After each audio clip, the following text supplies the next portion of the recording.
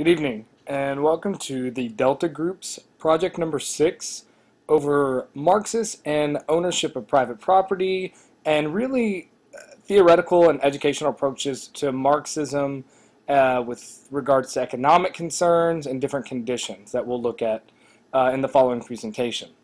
Again, this is the Delta Group, which consists of Keelan Logan, Terry Hervey, Clint Maddox, and I'm Josh Hamilton. And yes, we've made it this far as a group, so we're going to keep going with this idea of Marxism and ownership of private property, how that's a concern, specifically how education is used to support some economic interests and how education can be used to change these conditions. And then finally, some problems that can be encountered in the Marxist theoretical approach. So when we begin, the first thing we want to talk about is ownership of property. And you can see on this slide that private property creates some economic classes and not individuals or states. When we talk about private property within Marxism, we can see that it ensures that people have unequal power. There's no natural property rights. Marx is really big on not having this social divide and this economic class warfare, if you will. And then furthermore, you can see that class exploitation starts with the introduction of private property. For example, no trespassing, that private property symbolizing ownership of an individual over land, capital, estate, etc.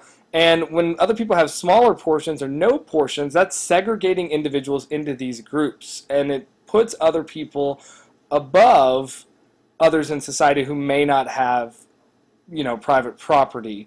And so that as an economic concern for Marx is kind of where this all begins when we talk about splitting people into these groups, the haves and the have-nots, especially when he goes in to talk more about this bourgeois capitalism. On the next slide, we can see education under the Marxist approach. What we're looking at here is that the Marxist approach to education is broadly constructivist, and it has an emphasis on activity, collaboration, and critique, rather than the teacher-based lecture, absorbing knowledge, otherwise known as rote memorization. So when we look at Marx with education, we can see how Marxism is student-centered rather than teacher-centered. But we also need to recognize that education cannot transcend the problems and capabilities of society. So what we talked about in the last slide, this idea of private property and ownership, let's keep that going with regards to this education idea.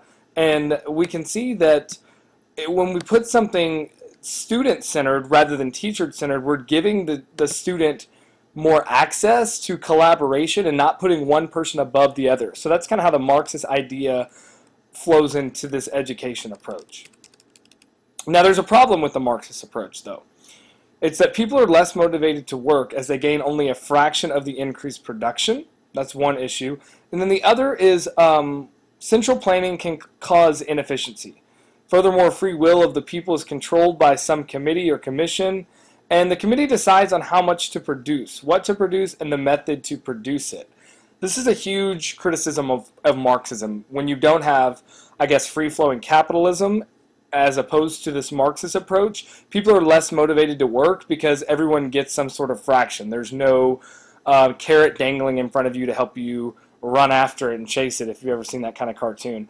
And it can be a little more inefficient because the bigger picture is controlled by a committee or a commission, and that decides how much we produce and how we're going to do it, rather than letting the market decide.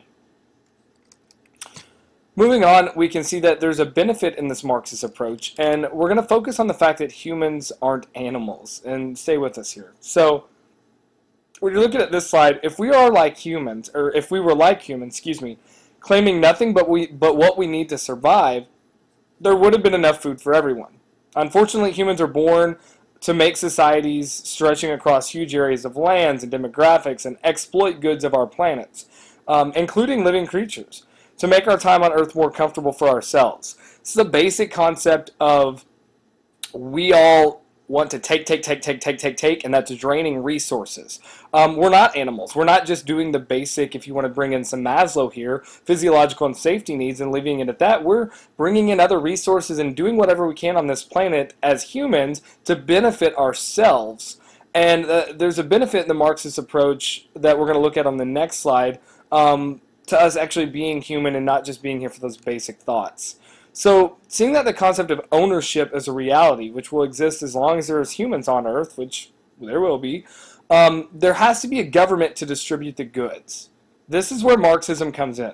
When we eliminate private riches and this greedy need to take over land and resources, we can even out the differences. And it can open up society where everyone works for the fellowship and they receive what they need for the fellowship. So the benefit here, because we are human, Marxism tries to take away a little bit of this overly greedish mentality, if you will, and divide up the pie for everyone to have a little bit of the share rather than one person gets 3/4 of the pie while the rest of us divvy up the fourth. And so when we look at it like that, we can see that with Marxism and this ownership principle, if the government can help distribute the goods, we can ensure that everyone kind of gets not their fair share, because there's no perfect system, but at least something.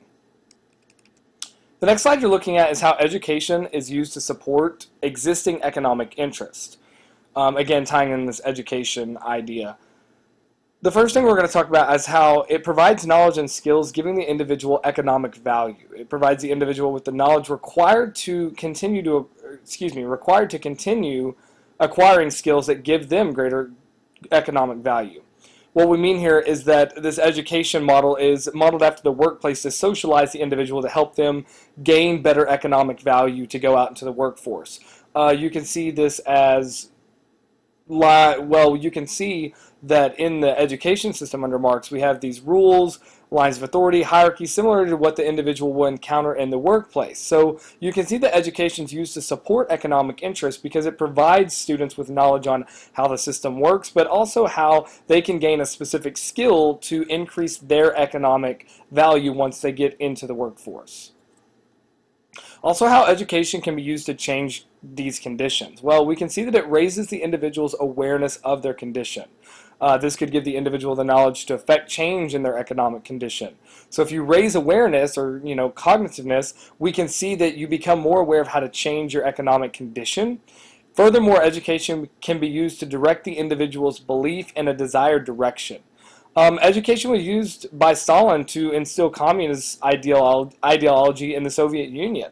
And so when we think about that, I mean, Stalin used this to let communist ideas take over the Soviet Union. He used education to shift the country's beliefs to the desired direction of communism in the Soviet Union. So we know that education can be used to shift desired outcomes. And so when we talk about education, with regards to economic interests, is we can use that to help shift that to help the overall economy and help students drive the workforce. So to do a quick recap, why do Marxists see ownership of private property as an issue of concern? Well, because it creates classes. One person has private property ownership and other people don't. It's the beginning of this split between people. Education is used to support existing economic interest because it teaches them structure. It teaches students how the workforce is going to look and individual skills to use in the workforce. And then it can be used to change the conditions like we just talked about, because just like Stalin did in the Soviet Union, it can shift the interest to the desired approach. And then some problems that can be encountered if we follow the Marxist theoretical approach. The biggest problem is that efficiency, laziness can come into play because people see that, well, we're going to divvy up the pie anyway. The government's going to take over and give X, Y, and Z, so people become less efficient and don't work as well as they possibly could. So there you go. We hope you took something away from our lecture over Marxism and how it looks in education and some